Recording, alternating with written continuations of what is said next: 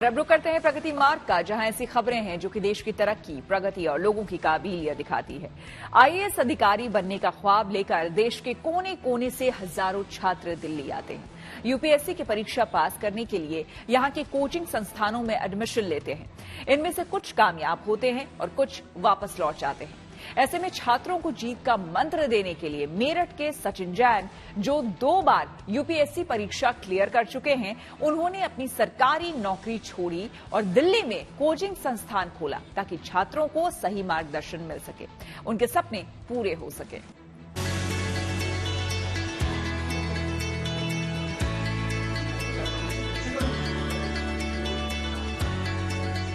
ये छात्र आईएएस अफसर बनने का सपना लेकर चले हैं। देश के अलग अलग हिस्सों से दिल्ली आए हैं ताकि इस सबसे कठिन प्रतियोगी परीक्षा को पास करके अपने और अपने परिवार का सपना पूरा कर सके। और इनके सपनों को पूरा करने की जिद लेकर चले हैं मेरठ के सचिन जैन, जो खुद 2 बार यूपीएससी क्लियर कर चुके हैं और दिल्ली में इनकम टैक्स डिपार्टमेंट में डिप्टी कमिश्नर के पद पर नौकरी भी कर चुके हैं। लेकिन अब सचिन सरकारी नौकरी छोड़कर उन छात्रों के सपनों में रंग भर रहे हैं जो दूर दराज के गांवों, कस्बों और शहरों से यहां आईएएस बनने का सपना लेकर आए हैं। जब तक कोई इंसान यूपीएससी हॉल में यूपीएससी के इंटरव्यू तक नहीं पहुंचा है, तो एक मिथ जो मार्केट में या स्टूडेंट्स के बीच में एक रूमर्स फैलती है, उस रूमर्स की वजह से, उस मिसगाइडेड इंफॉर्मेशन की वजह से काफी स्टूडेंट्स गलत राह पे चलते हैं। तो अगर आप उन लोगों से सलाह ले रहे हो, अगर आप उन लोगों से सीख रहे हो जिन्होंने उस प्रोसेस को, उस ग्रूलिंग प्रोसेस को खुद चल के देखा है और पास किया है। भाई यूपीएससी में 3 स्टेजेस होती हैं, प्री, मेंस और इंटरव्यू। अगर वो तीनों स्टेजेस किसी ने की है तो वो आदमी आपको इतना अच्छा गाइड करेगा कि आपको पहली ही बार में सिलेक्शन हो जाएगा। सचिन का दावा है कि महज 3 साल में ही उनके संस्थान से करीब 70 बच्चों ने यूपीएससी की परीक्षा पास की है। यहाँ से तैयारी करके निकले छात्र भी मानते हैं कि सचिन के मार्गदर्शन से उनकी राह आसान हुई। यूपीएससी की तैयारी करवाने वाले ज्यादातर कोचिंग संस्थानों में वो शिक्षक पढ़ाते हैं जो लाख कोशिशों के बावजूद आईएएस अधिकारी नहीं बन पाते, लेकिन सचिन के साथ ऐसा नहीं है। आपको थ्रू आउट टॉपर होना चाहिए, ये एक मिथ है। आपको 12 घंटे से ज्यादा पढ़ना चाहिए, ये एक मिथ है। आपको सब कुछ आना चाहिए, ये एक मिथ है। आपकी कम्युनिकेशन स्किल एक्स्ट्राऑर्डिनरी होनी चाहिए, ये एक मिथ है। आप एक बार उन लोगों को देखिए जिनका सिलेक्शन हुआ है।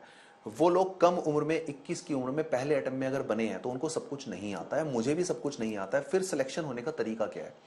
आप उन लोगों की कैटेगरी में आना चाहते हैं जिनको आता ज्यादा है पर सिलेक्शन नहीं हुआ, या फिर आप उन लोगों की कैटेगरी में आना चाहते हैं जिनको आता कम है बट सिलेक्शन बार बार हुआ है? मुझे लगता है कि आपको फोकस्ड अप्रोच के साथ सिलेक्शन ओरिएंटेड अप्रोच रखनी चाहिए। इस परीक्षा के लिए जितनी जरूरी विद्यार्थी की अपनी लगन और मेहनत होती है, उतना ही जरूरी होता है उनके लिए सही मार्गदर्शन। विषय के चयन से लेकर परीक्षा की तैयारी तक जो सचिन जैन उपलब्ध कराते हैं। उनके मुताबिक यहाँ गरीब मेधावी बच्चों को फीस में भी सहूलियतें दी जाती हैं। Manish Chaurasia, Delhi, good news today. Delhi के ललित कला अकादमी में मेंटल हेल्थ को लेकर कला प्रदर्शनी आयोजित की गई। इसमें कलाकारों ने अपनी पेंटिंग्स के जरिए मेंटल हेल्थ की समस्या से जूझ रहे लोगों की मनोदशा समझाने की कोशिश की है। इनमें से तेजश्री मिश्रा की 20 फीट लंबी पेंटिंग सबका ध्यान अपनी ओर खींच रही है। उन्होंने इस पेंटिंग को डियर डायरी नाम से प्रदर्शित किया है। इस 20 फीट की पेंटिंग को बनाने में उन्हें 5 साल का वक्त लगा। हालांकि यहां उनकी 50 से ज्यादा पेंटिंग हैं।